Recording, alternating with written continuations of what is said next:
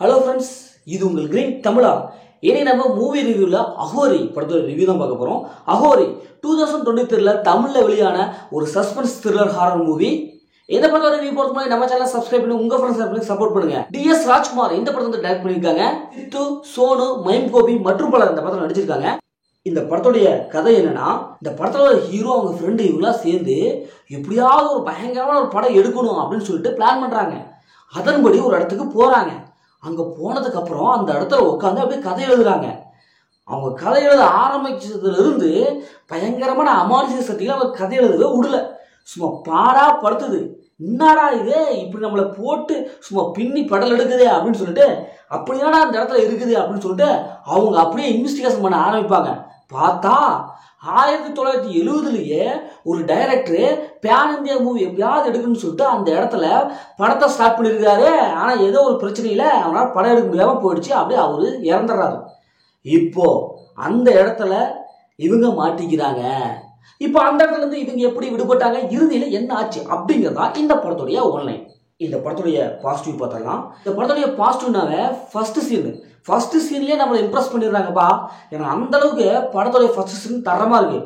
First சீனை பார்த்தோன்னே ஓ இது வந்து பயங்கரமான ஒரு ஹாரர் படம் தான் அப்படின்ட்டு நம்மளை நினைக்க வைக்குது. அதே மாதிரி படத்தில் நடிச்சது எல்லாமே வந்து சூப்பரான பர்ஃபார்ம் கொடுத்துருக்காங்க.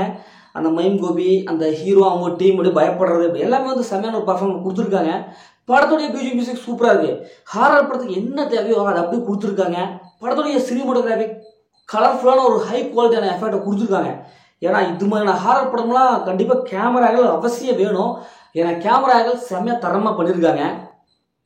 மற்றபடி இந்த படத்தில் ப்ளஸ்ஸுங்கிறதே கொஞ்சம் யோசிக்கணும். இப்போ இந்த படத்துடைய மைனஸை பார்த்தலாம். இந்த படத்துடைய மைனஸ்னால நான் சொன்ன மாதிரி ஃபர்ஸ்ட் சீன் தரமாக இருந்தது. ஆனால் அதுக்கப்புறம்லாம் என்னடா அது எடுத்து வச்சுக்கிறாங்க. இதே மாதிரி கதை ஏகப்பட்ட பல 100 பல 1000 படம்லாம் பார்த்தாச்சுப்பா. அதே மாதிரி அதே டெம்ப்ளேட்டில் அந்த படத்தை எடுத்து வச்சுக்கிறாங்க. ஸ்க்ரீன் பிளே அந்த ஒரு சீனை தாண்டி அடுத்தது ஃபர்ஸ்ட் ஹாஃப்லேருந்து கடைசி வரைக்கும் இதே மாதிரியான ஸ்க்ரீன் பிளே கொண்டு போயிருக்கிறாங்க. என்னடா வெந்த பருப்பையும் மறுபடியும் நம்மகிட்ட வேக வச்சுக்கிறாங்க. ஏன்னா அதே அளவுக்கு தான் இருக்கு. ஒரு சீன் கூட மாறல. இப்போ தமிழ் சினிமா வரலாற்றில் ஒரு ஹாரர் படம்னா எப்படி இருக்கும் அதே மாதிரி படத்தை அப்படியே எடுத்து வச்சுக்கிறாங்கப்பா. அதுவும் எந்த ஒரு கேரக்டர்லாம் நம்மளால் கனெக்ட் பண்ணவே முடியல. அப்படியே எங்கெங்கேயும் போகுது படம். அப்படியே அந்த என்ன சொல்கிறது, இந்த இது வரைக்கும் அப்படியே அந்த பேய் படம்லாம் தமிழில் அந்த பேய் படம்லாம் எடுத்து ஒரு மூட்டையாக கட்டி இதுதான்ப்பா அப்படின்னு நம்ம கையில் கொடுத்துட்டாங்க.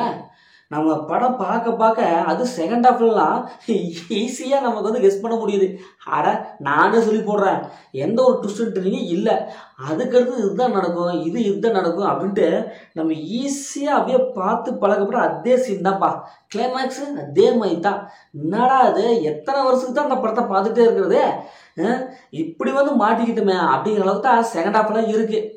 அதை தவிர்த்துட்டு ஒரு கெஸ் பண்ண முடியாத அளவுக்கு ஒரு பயங்கரமான ஒரு ஹாரர் சீனும் இல்லை, நம்மளை மிரட்டுற மாதிரி ஏதாவது ஒரு சீனும் இருந்திருந்தா படம் வந்து செம்மையாக வந்திருக்கும். ஆனால் இங்கே அது இல்லையே பாஸ். இந்த படத்தை ஃபேமிலியோட பார்க்கலாம், கண்டிப்பாக ஃபேமிலியோட பார்க்கலாம். படத்தில் அந்த மாதிரி எதுவுமே இல்லை. முதல்ல இந்த படம் எப்படி இருக்கு, சூப்பராக இருக்கா இல்லை சுமாராக இருக்குன்னா, இந்த படம் ஒரு ஒன் டைம் வாட்சபிள் மூவியா அப்படிங்கிற அளவுக்கு தான் இருக்கு. ஓகே, இதே மாதிரி புதிய மூவி ரிவ்யூ சந்திப்போம். உங்களிடமானது உங்கள் கவி பாரதி.